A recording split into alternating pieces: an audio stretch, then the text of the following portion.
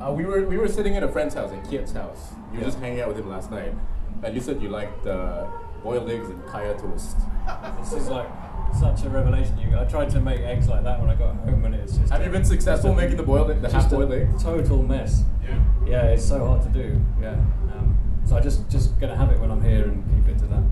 I'm not gonna ask you about food anymore. I'm sure everyone's been asking you that. But what's your impression of this island? You've been here a couple of times.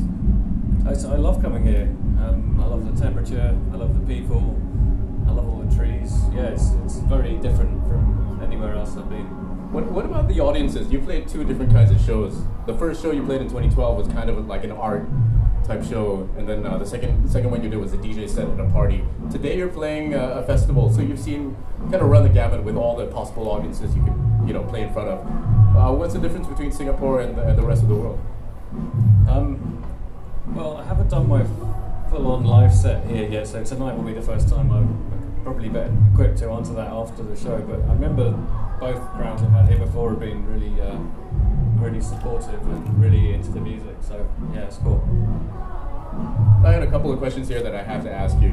Laneway is obviously an indie festival, but as musicians know, like bands like Pavement and Sonic Youth, you don't need to slap an indie label on them. Good music is good music, but indie music, it's a term that's kind of been being thrown around just for people to kind of wrap their heads around, a certain kind of sound and stuff like that. What does indie music mean to you? Really just independently spirited music. So, I mean, I consider myself to be sort of indie dance in that, in that world. So, for me, it's like music that's a little bit messier and a bit more free. I guess you can't hear commercial intention in it. And then if it does well, that's great. What are some of the other acts at Laneway are you looking forward to catching? I really want to see Caribou. Love the new album, and haven't seen their live show for about 3 years, so that's the amazing. Flying Lotus, St. Vincent. I think I'm clashing with Flying Lotus, so I might not get to see. I don't think Flying Lotus is playing here. Not here. In Australia, yeah. In the rest of the tour. The rest of the tour, yeah. St. Vincent. Have you seen Flying Lotus yet? I'm such a fanboy of Flying Lotus. I've seen him. I saw him in Poland a few years ago, yeah, but not for a long time. Is there anyone else you'd like to work with John Hopkins Magic on?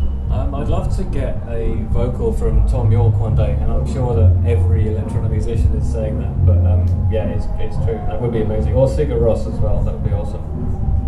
Thank you very much. Have a good show. Cheers. Your latest release is Sleep Versions EP, which came out at the end of last year. Fantastic release. When I was listening to it, I was a bit curious about at what point do you decide whether something's going to be a full length or an EP? Does the music kind of determine that, or do you sit down and do you say, okay, this is going to be a 25-minute EP, or this is going to be a full length album, or this is going to be a remix? I mean, yeah, what's your kind of process for a release like that? Just my process in general is as little forethought as possible about everything, and just start making it and let it kind of guide me. So with that record, I once thought maybe it would be as many as 6 tracks, maybe it'd be like most of the album reimagined, but and in the end the idea of really spreading out and taking time over those 4 just worked as one piece of music. And unfortunately as an EP it falls between 2 things a bit, but it wasn't done for any commercial reason. I really wanted to complete the Immunity project with that record, so that's just what it was. I'd love to one day make a 25-minute film for it, or have an animation done or something. That was my dream. So, but that takes money, I think. And you mentioned kind of stems coming from Coldplay and things like that. I imagine with the work you do, you end up with a lot of stems as well that you don't end up doing much with. There's got stems everywhere, yeah, coming out of mine. You mentioned Flying Lotus before. Are there artists that you'd like to see rework your material? Yeah, a lot actually. Well, a lot of people who, a lot of my favourite artists have already done remixes for me, and like Fortet and No Such Thing and people like that, Nathan Fake, and but I always want to hear, remixes by those guys. Thank you very much. Cheers. I'm sure you're sick to death of hearing, about your work with Coldplay. If you were Mark Hamill, that would be your Luke Skywalker in Star Wars. But would you credit them for giving you, sort of your big break?